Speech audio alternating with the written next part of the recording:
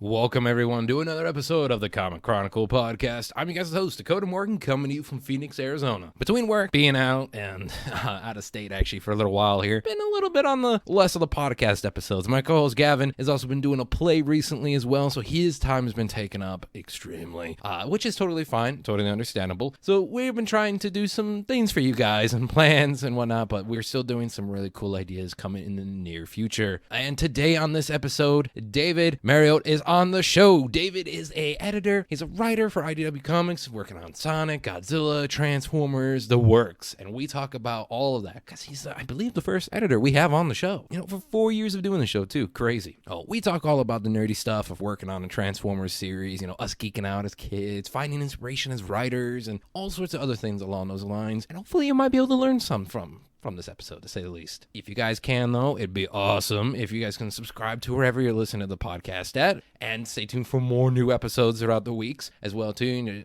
We're going to try to aim for Tuesdays is a good day for you guys to get new episodes on the weekly, whether they're interviews, whether they're us doing reviews, or whatever it might be. Stay tuned for more on the podcast, and wherever you listen to podcasts at. And if you want to follow me on social media, I'm on Twitter at DakotaMorgan3, however long Twitter lasts. Instagram at Dakota_Morgan97, and also Twitch, KotaRex97. And on YouTube, Dakota Morgan, where I do paleo content, video games, all the stuff like that too, and all other nerdy shit. So lots of content for you guys either way here, and if you enjoyed it, hopefully you learned something. But without further ado, let me end my ramble, and let's get into my talk with David. Oh, did it? Can you hear me now? Yeah, I got you now. Okay. I jinxed it. I knew something was going to happen. Right? Welcome to the podcast, sir. Thank you. Of happy course. to be here. Yeah, and then, so you did 4 cons in 5 weeks? Yeah, I did 4 cons in 5 weeks, in various capacities. Like, I don't want to make it sound like I was just getting out there and tabling every single time. If I can remember them all properly, I came out for the Arizona Comic Book Arts Festival in Phoenix, and me and my partner Rebecca both had a table out there, you know, sold comics, did all that good stuff. I missed that one. Otherwise, I would have stopped by and been like, hello! It was a lot of fun, but, like, it's one of those little one-day shows, so if you're not there and able to do it that one day, you know, I totally get missing it.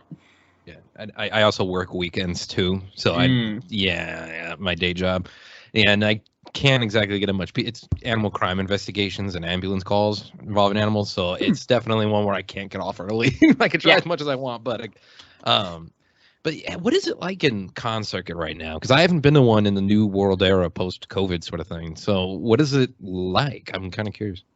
It's very interesting, and like, you know, having been doing all these cons, seeing how different they all are has been very interesting too. In a lot of ways, cons are calmer than they've been in the past, which has been kind of nice. Like, really? I like a show where things are a little bit more relaxed. That said, they're also, I think, picking back up, and it's just been interesting seeing, like, people at least are usually pretty good about giving each other space now. Like, I have not had that stormtrooper crunch in the middle of an aisle where you just, like, cannot move around people. Yeah. So that's been really nice. And then, yeah, people seem excited to be back at cons, but also there's still just that little bit of, like, I don't know, whether it's people are just not comfortable going out or staying out for a long time at a con, or it's, you know, something feels different about the energy of conventions, where there's still that nice excitement, but it is just a little bit chiller, and that's been good. Oh, okay. I mean, I would be very curious to see what that's like, because every time, and I mean, I've went to a bunch of cons over the years, and every time it is, even in Phoenix, it felt like it. I mean, the kind of like stormtrooper crunch. I love that. That's a beautiful thing.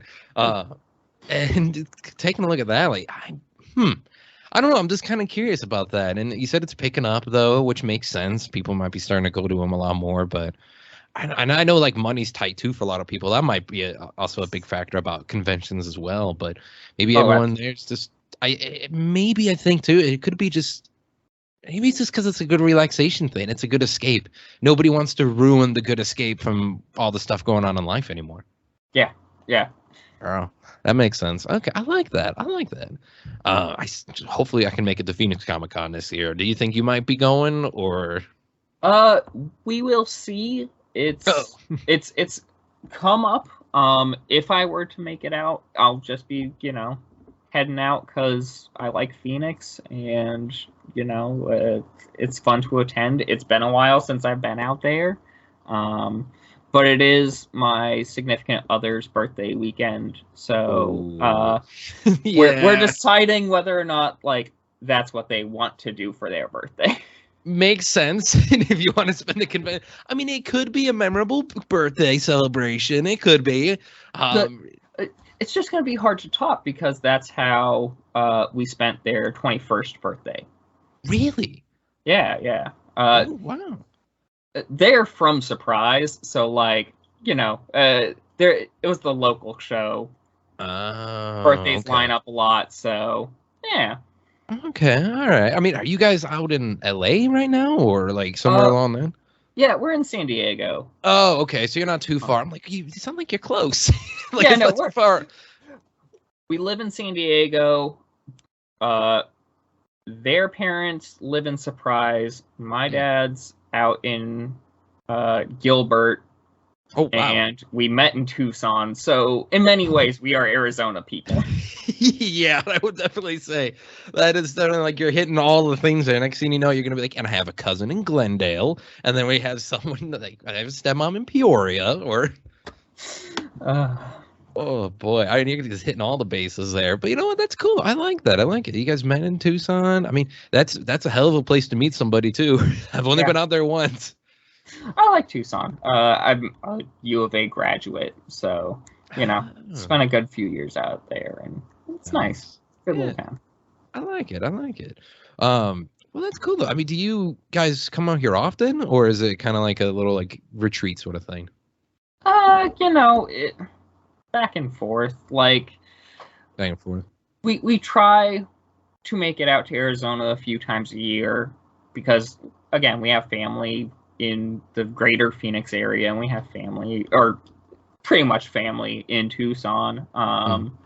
But sometimes it's nice to just have them come to us. So. Yeah, that's it. Yeah, save on the gas money a little bit there.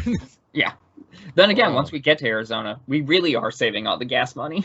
It's true. It's so much true. I just got back. One of the things was part of the reasons why I was a little bit late on the emails to you was because I was out of town for a week in my home state of Illinois. And shockingly, and people were like, get the comics. We will, people. Don't worry. But shockingly, though, gas is actually cheaper in Illinois than it is in Arizona. Wow, that is wild. They were what is this weird world? It was $3.80. I'm like, what world is this? This is insane. The second poorest state in the United States. And you mean to tell me it's a cheaper gas? What? We were in Chicago, late last year? I think late last year, October of last year. And, gas was not cheap while we were out there. No. And then when we were out in Arizona this last time, it was oh yeah, look at how mercifully cheap gas is compared to where we are now. Look how much you could save. This is look how much it doesn't make you want to cry at the pump. Isn't it nice? Oh boy. Well, you, sir, are part of the reason we wanted you on the show today is because you do a couple different fun things. You've been, from what I can tell, an editor, and also you've been a writer in the past for comics.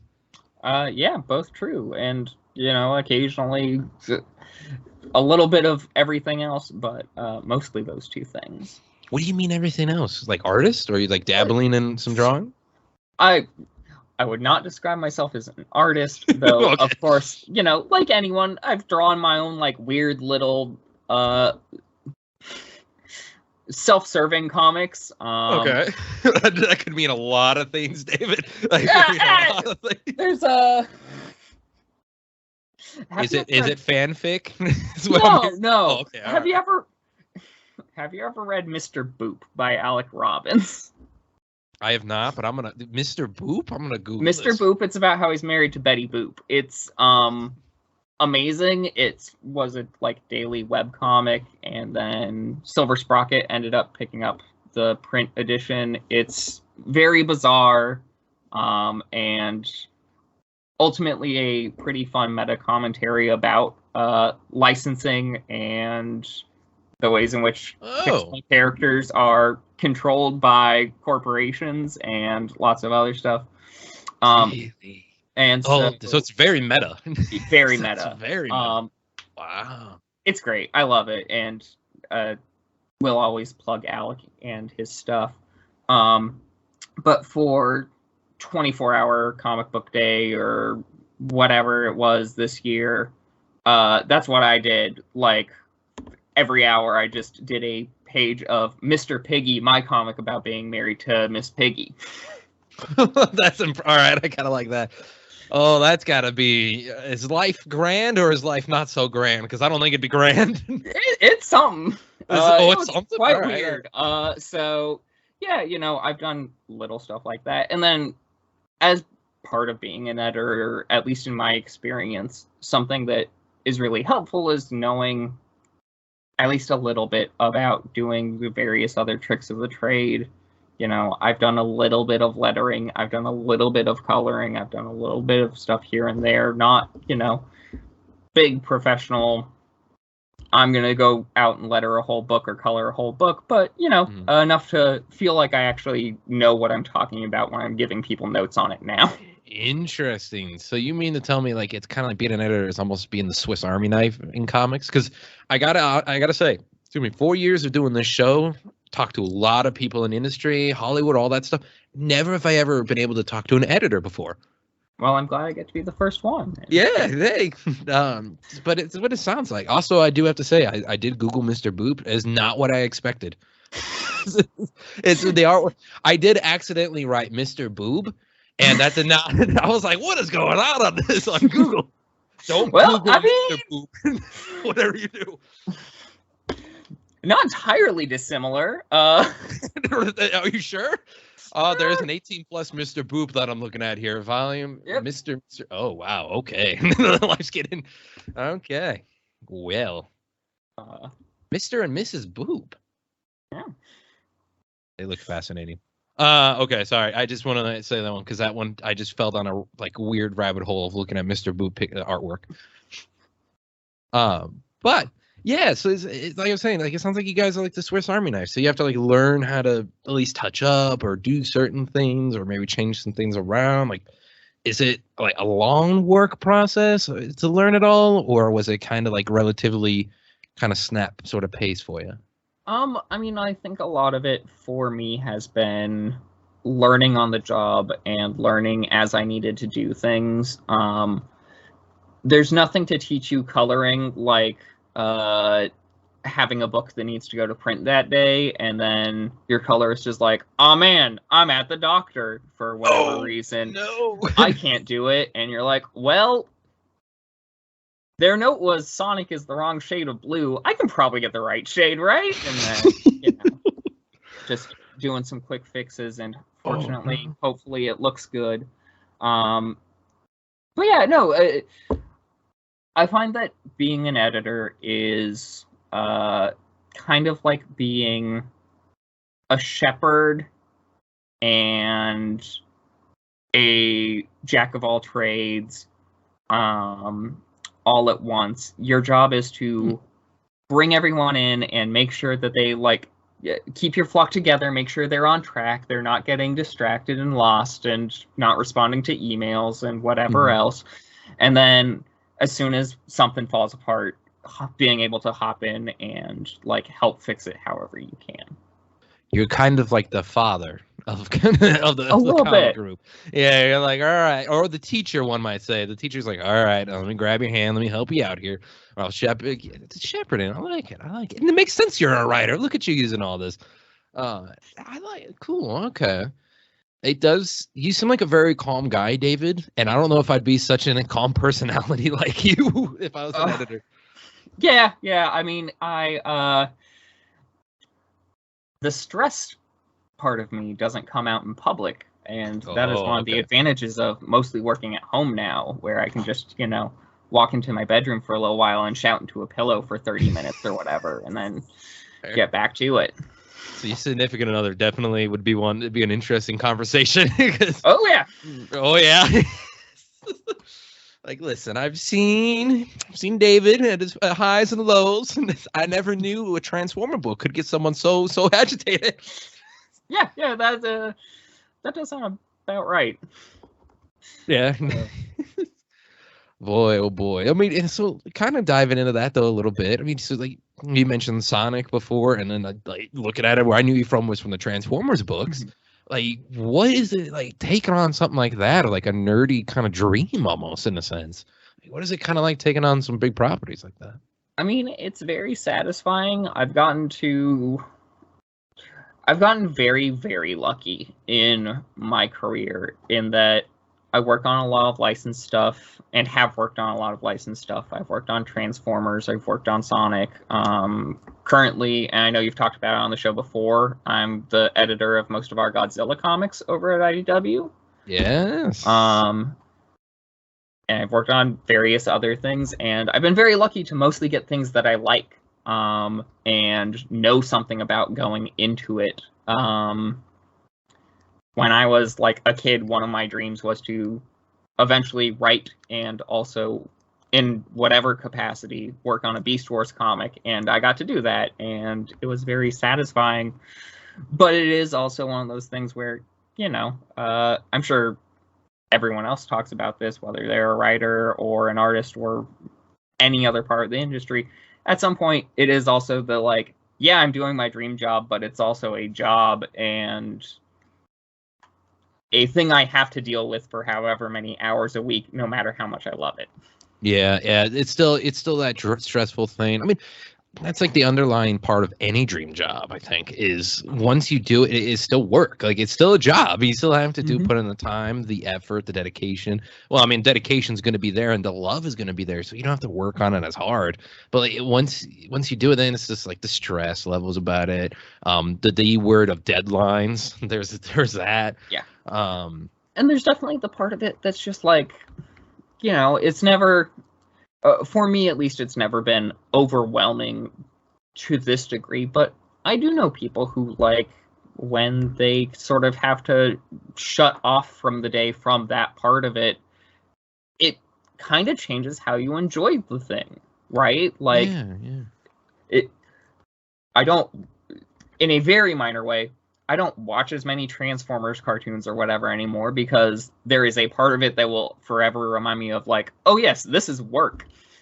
Yeah, and you're like, oh, I have to study this, or hey, that character there, or, oh, I remember having to do something with that character, or make that character look similar to this, and put that storyline in. Oh, they took the inspiration from my storyline, which would still be kind of cool to see, but definitely, it's got to be something. I mean, do you feel that way with the live action movie and maybe coming up at all, or anything like that, or is that one you're able to be a little bit separated from?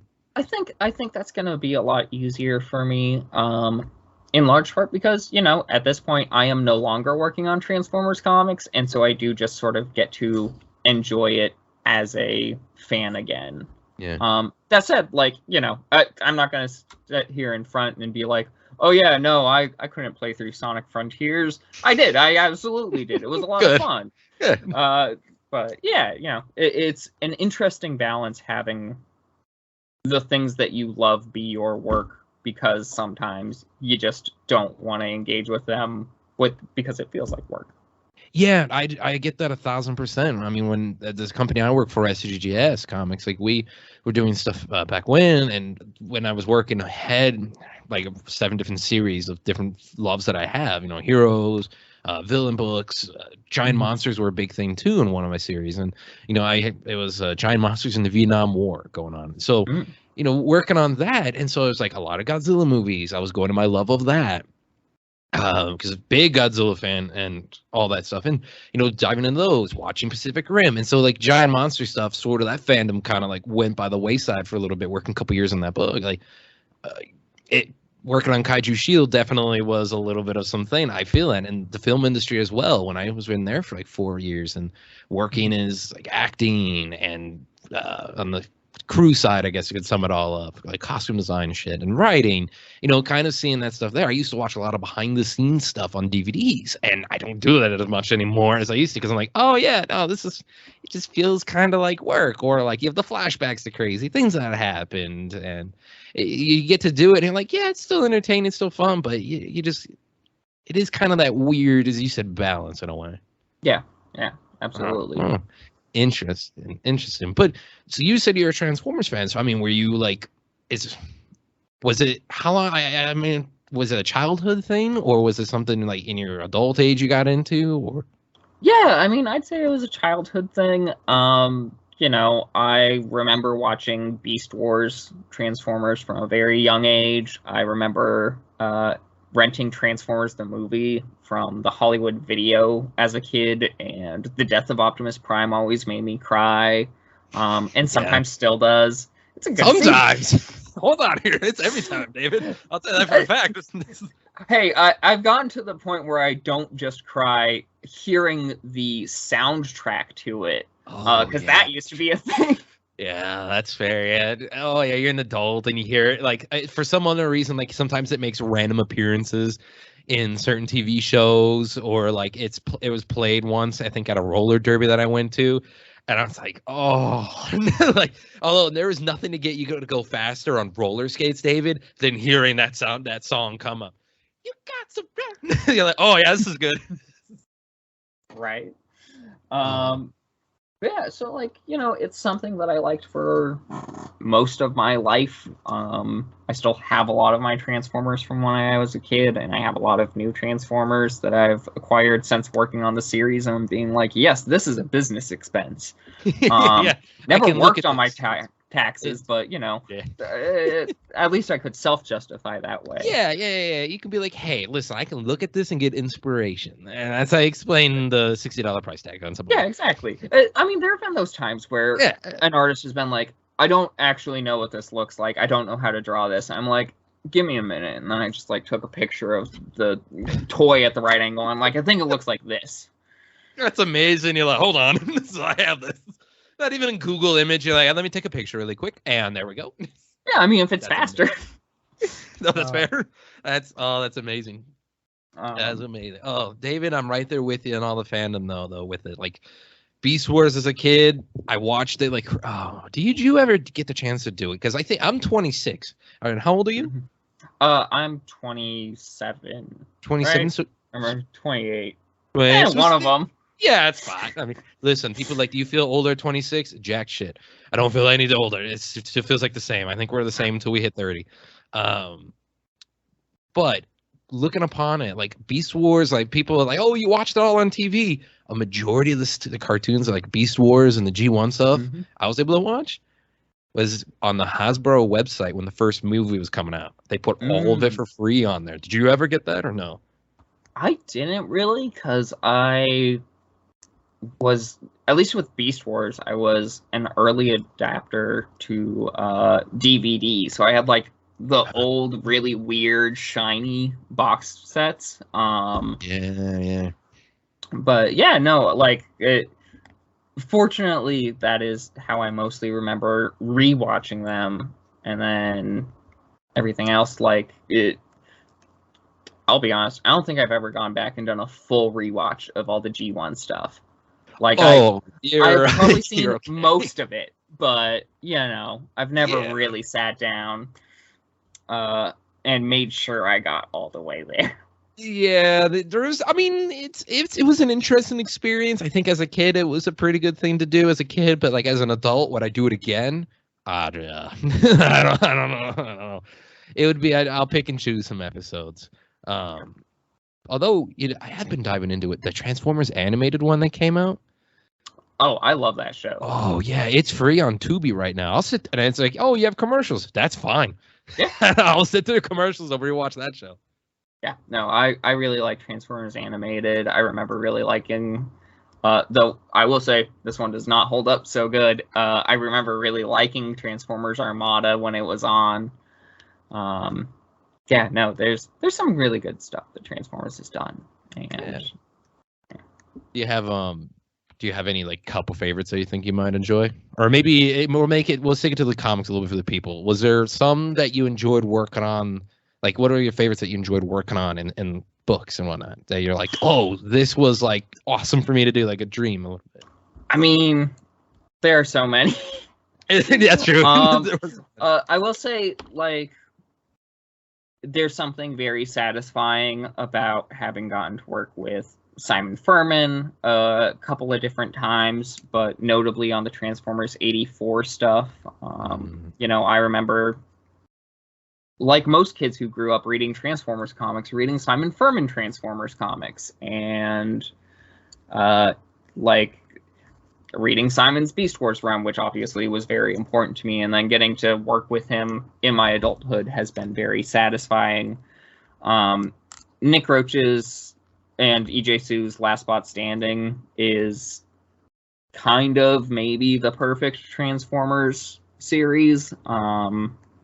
It's just so much fun and so satisfying, and I love those guys. I should also throw out, of course, Rebecca Nalty, who was on Colors, and Johanna Natalie, who was on Letters. But like, yeah, no, it's very much in the vein of your Old Man Logan or Last Ronin, but with Transformers, and that one ended up being a lot of fun. And then, like I said, you know, getting to be part of the team that brought back Beast Wars a couple years ago for the 25th anniversary and did the first real ongoing Beast Wars comic that it ever got was very satisfying. And it was good. Like, you guys did such a great job on it, too. And I would have called you a liar if you would have told me 10 years ago, you're going to get a Beast Wars comic. Get out of here. No, there's no way. There's no way they're going to do that. And you guys did it. Yeah, it's the craziest thing. It looked good. The artwork was great. The storytelling was great. All you guys did a wonderful job on it. Thank you. Yeah, I'm very happy with how it turned out. It's crazy because I think, you know, seeing Beast Wars live on. I mean, seeing the live action statue, seeing the giant statue they were rolling around for the merchandise for the new movie of Optimus Primal. I was like, this is like I died. This is what happened. I'm dead, and this is some weird life that I'm living in. Because there'd be no way you would have told me. I would have bet against like $10,000. You're not gonna do that. There's no way. Like the best we're gonna get is like maybe a cartoon revival. That's maybe it. But boy, so it's a great time. It's a great time to be a Transformers fan, I think. I think so. So you do writing as well. So like, of course, we've been talking about with writing. How do you kind of go about that? Was that something where you were doing it as a kid? Was it like creating your own stories and going from there, and then you maybe put it in through college or something like that? Like, how did that go about? Yeah, kind of. I mean, you know, I come from a very literary family, and I don't mean literary in the like high-nosed, pretentious way. I mean, both of my parents are booksellers. At their core. My dad, when he left bookselling, went into comics editorial and writing, which might sound sort of familiar. My stepmom is also a writer. My stepdad works for Comic-Con. Like, I was doomed from a young age to be doing this. You had a 50-50 shot of either doing comics or being the quarterback on the school football team. Yeah, and I was not big enough or strong enough, so... Yeah, it's true. They're like, listen, we got to get him at a young age, guys. We're all in this together. We got to make him a writer. If we don't do it, but we can't push too hard. If we push too hard, he's going to be in the sports only, and then we're screwed. Exactly. So... yeah, I knew from a pretty young age that this is sort of what I wanted to do. And then I went to journalism school for college. I have a journalism degree, and that taught me a lot about writing and editing in a very different way. But it has seemingly served me well. And yeah, I mean, getting into comics writing, like, officially was kind of a fluke. Sometimes you are asked to do a book that, is like here to promote a new thing, right? And that was very much the case with Hanazuki Full of Treasures, which is a Hasbro property that they did some plushes of and some toys of, and a like YouTube first animated series and whatever. And so we knew we were going to do a Hanazuki tie-in comic, and it was one of those things where it was like, well, who's going to write it? And I was like, I got some free time, and my boss was like, okay, then I guess this is settled. Go for it, David. And then from there, I've, continued writing and done some more original stuff and worked on some Transformers, and yeah. I like it.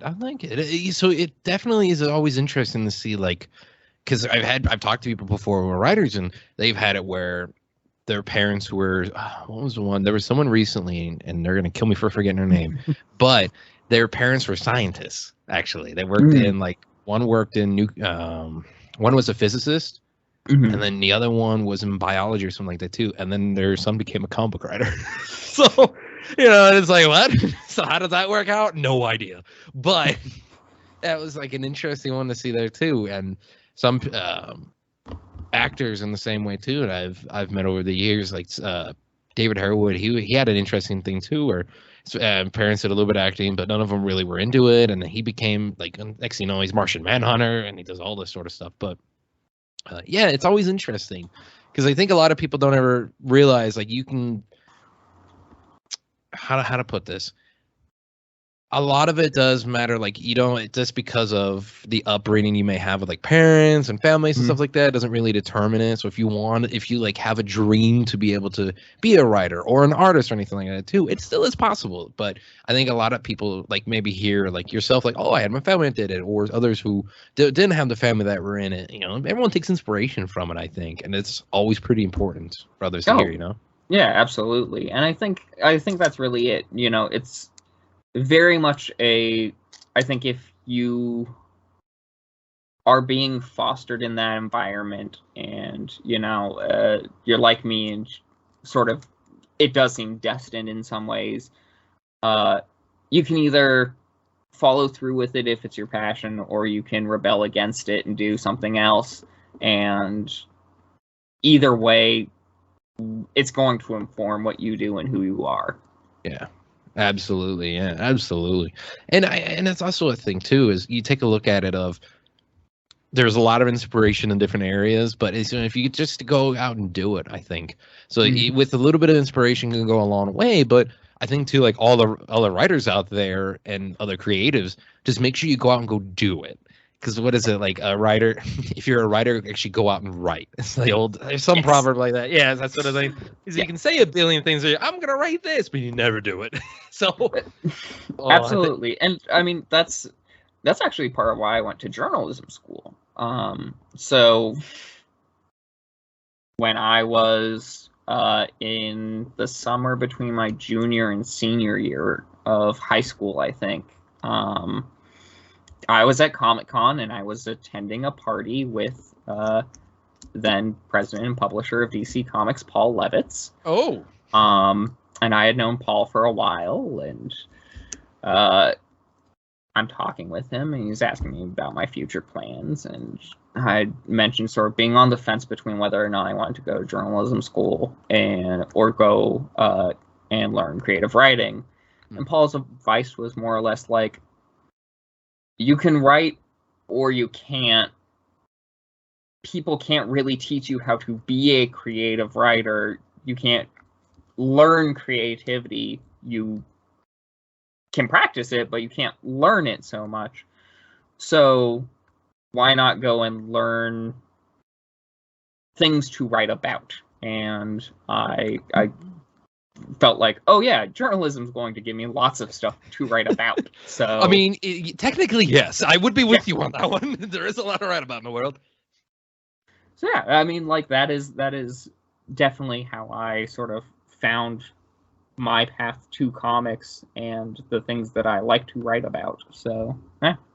Wow. Journalism, though, like that's something you don't ever really hear too much about it. Like usually people who do journalism kind of stick into it. I mean, how long did you do it for? Mostly just through college. It's about 3-4 years. So about 4 years. Oh, 4 years. Okay. But I had done some journalism stuff prior to that in high school. Little columns for the newspaper here and there. I'm picturing the Smallville Torch. Yes. Yeah, exactly. Yeah. Pretty much that. And then in college, worked for a couple of papers in various capacities, and then managed to get plucked into IDW pretty much right out of college, so I didn't have to do other journalism stuff. But it's fair. You're like, journalism's great and all, but I'm gonna go write some good stories. I'm gonna go write some fantasy over here for a minute. Wow, I like that though. I like it a lot, and it's people out there too who are listening, because there's a lot of people who I get emails from, or I get messages on social media from, and stuff like that, or folks who are trying to get in the business. Is it kind of goes into the fact too of like it can happen anywhere. For like, how do I get a job? Well, it can just be best of luck sometimes, and you just never know what's going to happen. Like, you got to put in the effort, but once you do, you never know where it's going to take you. You never know. You have, next thing you know, you have a dinner with Paul.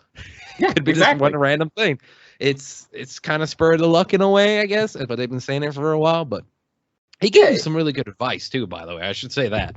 I like that. I like that a lot. I really do, because I would say, and maybe I'm wrong here, David, but I think as like writers specifically, we're a hodgepodge of a billion different like fandoms, and that's our style of writing. It's like whether you're a fantasy writer, but then you're writing sort of like Tolkien, or then you got Narnia, or whatever it might be, or if you're right. I think it depends what you're writing, but we're a hodgepodge of like different styles that we've seen over the years, books, other comics, movies, TV shows, especially. I think that affects us greatly as writers to be like, absolutely. Because there was a quote out there, I think about it. They say every writer is a melting pot of different media. Mm-hmm. Yeah, no, that's definitely true. I also definitely take Paul's word for it, because the man teaches creative writing. So I think that's what I was talking about. That's true. I forgot about that part. He does. No wonder it sounds great and teacher-esque, because this was true. Yeah, that's right. That's true. So you mentioned it, because I don't want to take too much of your time today, good man. But the big thing about it too is like, what have you been working on recently that you can tell people about? You mentioned some Godzilla work as well, because I know that's been happening. So editorially, my sort of big two at the moment are Sonic the Hedgehog, releasing monthly from IDW and all of its various spin-offs. And then I recently took over as the head editor of our Godzilla comics over there too. I'm not editing every Godzilla comic, so if you pick up like Godzilla Here There Be Dragons and don't see my name on it, I'm not a liar. I'm saying right now that I did not work on that one. Yeah. But no, I've been working on Godzilla, and that's been a lot of fun. Our sort of biggest recent release is I've been working on our Rivals series, which are such a good one too.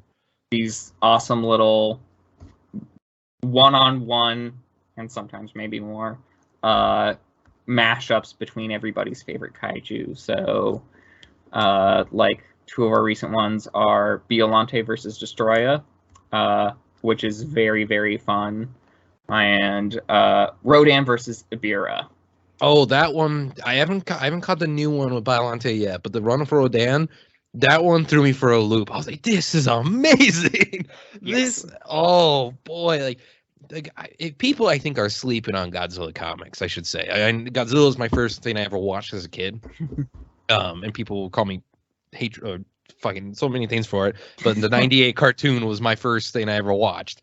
As a kid, like first ever cartoon was the 98 Godzilla cartoon that lasted for a good season or two. Mm-hmm. Yeah, that was the first one. But so when I was like, Godzilla Rivals, let me check this series out here. Because, and I should say, the Godzilla comics in the past 10 years have been nothing but stellar. People are just, if you haven't read any of them, folks, you gotta read them. Yeah, there's some really great ones, and I'm very happy with what little impact I've had on Godzilla so far, and a lot of stuff that's about to be announced soon that I cannot actually talk about. Fair enough. But I will happily tease that. No offense to anyone else, but maybe the coolest Godzilla book of the past couple of years is about to get announced. And, really? Yeah. That is like the most heavy-handed tease I've ever heard in my life, David. As I'm going to tell you something. This is the best. Like, what? It's going to be very cool. Oh, you tease. Yeah, and there's more. There's a lot of Godzilla stuff that. Wait, when is this episode posting? Probably tomorrow. Okay. Then there's a lot of Godzilla stuff that you're going to be able to read about when the solicitations come out on Friday. Oh, okay. Yeah. So that's an easy tease. That is an easy tease. Not as heavy. It's like, this is the best thing you've ever read. Like, wait, what? Yeah, it is like as a hype train to 1,000%, all like really quick. Boy, okay, all right. I'm liking it though. I'm liking it. All right. And working on Sonic too. Like, you must be very busy. It's got to be like a crazy amount of work, or is it kind of like? I mean, I don't want you to get you in trouble or make it seem like the bosses might be like, he's not working hard enough. But like, is it like a daily kind of work ethic? Like, you put in a good 10 hours a day? Is it like what is it kind of like working on multiple series like that? I mean, I try really hard to keep myself to an 8-hour day. Just like do the 9 to 5 thing. And once my day is done, step away, because the thing about comics is, like, it's periodicals. It's always going to be there. There's always going to be something next. And so I just try to maximize the time that I am there, and then also maximize my time away from it and not worrying about it.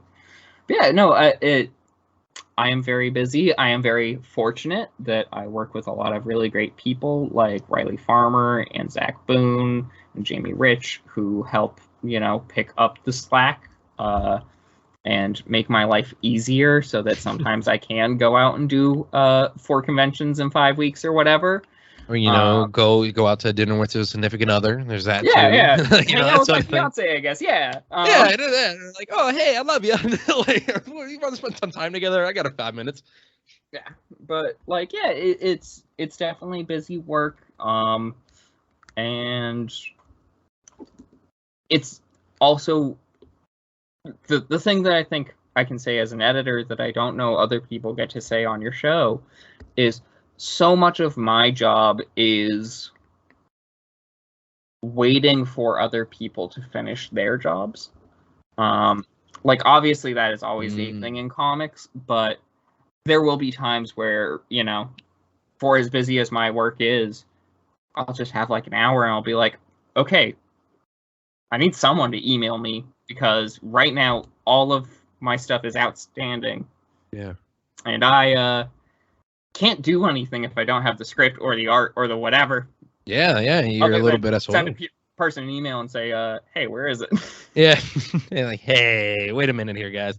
That makes sense. So, like, it is kind of like it is kind of almost a waiting game because you have to get the artist, you have to get writers and stuff done. You have the inkers, letterers, like the whole crew has to get done. I mean, that's why I'm kind of like thinking like you're the teacher that leads the class almost here, because like you have to wait for them to all turn in their work and then start grading and such. And you got, when you're doing stuff like I am, you have all these extra little complications, good ones, but complications where, like, because Sonic and Godzilla are both Japanese properties, sometimes I'm waiting on translators. Right? Or I'm like, I have a script with Sega, but they are in Japan, and I am waiting for, the time difference. Yeah, they gotta wake up and read it, and it's like midnight for you, and you're like, okay, I'm getting up, hold on. And so, I mean, there's definitely a lot of that sort of stuff too, which does make for a very interesting set of circumstances. Oh yeah, it does. I bet it does. Like, no. having to do one of the artists from the books that I was working on. He lives in the Philippines, so good old Paul, and so that makes some definite time zone difference. And then because the company is located in New York, and I'm Arizona, and then Paul's in the Philippines. Yep. It's there was a lot of late night meetings, a lot of them. Yeah, I can totally sympathize with that. I managed to get very lucky last week with a call with me and 2 other people here in California and one person in Italy, and we managed to find the 1 hour when our actual schedules lined up, so that it would make sense to have a call. Yeah, it's like you have to do all this math. Like, oh no, I don't want to do the math. Then you have to be, well, okay, it's this time here. Can I actually get up? If I have a cup of coffee, can I actually make it through the meeting at 4 a.m.? Like, then you have to be quiet because you don't want to wake up everyone in your house or apartment. Mm-hmm. It's that whole thing. Yep. And, doing this podcast alone too, there was times where I had to. There was it was this artist who really wanted to be honest, a year or two of me doing the show. Mm-hmm. And they asked if they could come on. They're promoting their indie work. And I said, sure. Let alone that person lived in France. Yep. I didn't know there's a huge time difference, David, between Arizona and France. I had to get up at, I think it was 1:30 in the morning. And just so I could do it at 2 a.m. So doing a 2 a.m. recording for a podcast was very interesting, to say the least. I can imagine. Yeah, I have fortunately always been on the morning or day side of those sorts of conversations. I did an episode of Sonic the Comic the Podcast, which is hosted in the UK, and so figuring out times with those guys, it was like, okay, well, it'll be, supper time for you, and I'll be freshly woken up, and we'll make it work. Yeah, that's it. Everyone's like, I'm cooking dinner. Oh, the best ones are the ones where they're cooking dinner, and then you're absolutely right. They're cooking supper, and then you're doing breakfast. Yeah, I'm just waking up in the morning. I hear chickens outside. And I'm like, I'm just cooking steak. All right, that makes sense. And then the podcast itself takes 3 hours to record, and you're like, man, I hope your food's still warm. Oh, yeah, no. There is no, I mean, the longest I've ever done with anybody is an hour and a half, and I felt so bad, but it was with Stephen O. Young, I think it was, and this was a couple years ago. He's done a billion acting jobs now, but he was helping promote the Spider-Man PS4 game. Yeah. So him and I got off very well. So that hour and a half went by, but there was no. I see people bring on guests for 4 hours or 3 hours, like I said, or a 2 hour. I'm like, how do you keep a person for 2 hours for a podcast? I'd feel so guilty. I'm sorry. At least at that point, break it out into a couple of episodes, yeah.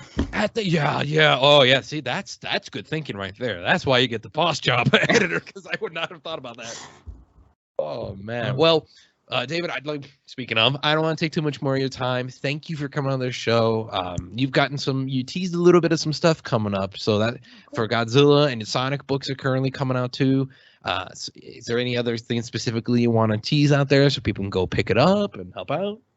Sure. Yeah. I mean, I'll do the sort of standard plugs. I'm at IDW_David_M on Twitter. My website is davidmariotte.com. You can buy some of my comics there, including both some of my Transformers work, like Transformers versus the Terminator or Transformers Wreckers Tread and Circuits.